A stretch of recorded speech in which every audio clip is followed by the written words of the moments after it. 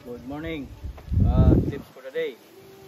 Buyon sa taas, drill or half guard position. So begin with the upward right hand for upward strikes. 1, 2, 3, 4. Only 4 counts. Apat lang natira po. So from here, 1, 2, 3, and 4. And you're back to your right side. Balik kayo sa kanan. So simula tayo sa right hand. 1, 2, 3, and 4. So ulit. 1, 2, 3, and 4. So pag nag-transfer tayo sa kaliwa, if you're going to transfer to the left side, we have 3 strikes transition. So tatlong tira para lipat sa kaliwa. We have 1, 2, and 3. So you are now in the left side. So left side, begin with the outer hand. Outer hand is the left hand. 1, 2, 3, and 4. And you are back to your left side. Ulit. 1, 2, 3, and 4. Apat na tira lang po para sa left side. Then going back to your right side, 3 strikes again in between for the transition. 1, 2, and 3. So balik kayo sa right side. So pag anong tira, ang tira ng right hand ganon, sinusunod yan ng left hand. Tira ng right hand ganon, sinusunod yung left hand. Always follow the right hand like that. So the left hand is like a tail, the right hand is the head, like that. So follow the same line. Follow the same line.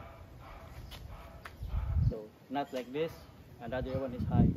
So follow the same line.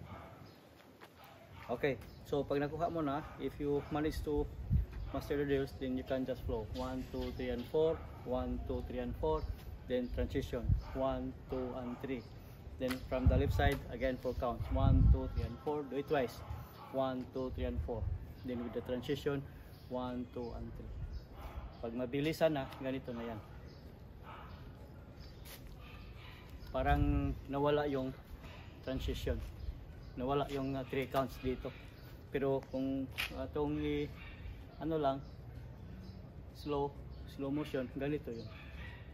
So hindi na tayo nag-stop. So we don't stop in between in the transition. Ganito lang. 1, 2, 3, 4. 1, 2, 3, 4.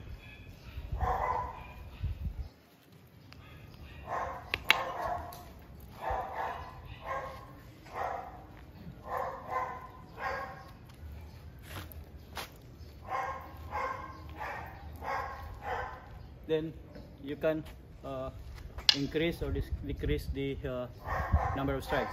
It depends on you na. Kayo na pong bahala. Kayo na pong bahala kung ilan, 4 or 8. So ganito lang. So kahapon, yesterday we have the snap or the witik. Then you can add. You can add the witik or the snap. See? It's very simple.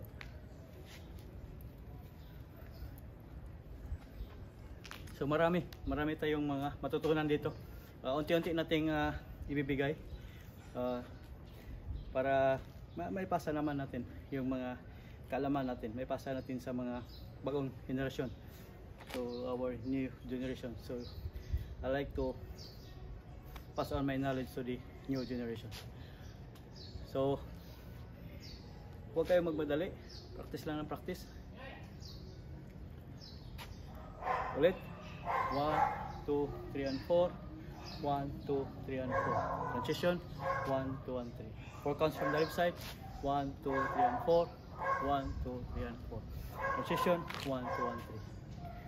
Then ano na, tanggalin mo na yung sa transition, maghinto ka, huwag na, ganito na yun.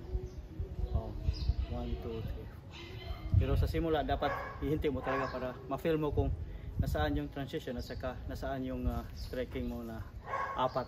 Dapat hinto ka talaga hanggang sa alam mo na kung saan nakalagay yung kamay.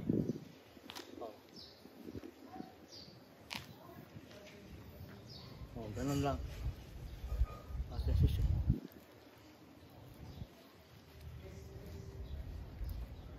Under reverse. So next tomorrow we will practice the downwards. We just have practiced the upwards today. Then tomorrow we will practice the downwards. Thank you very much.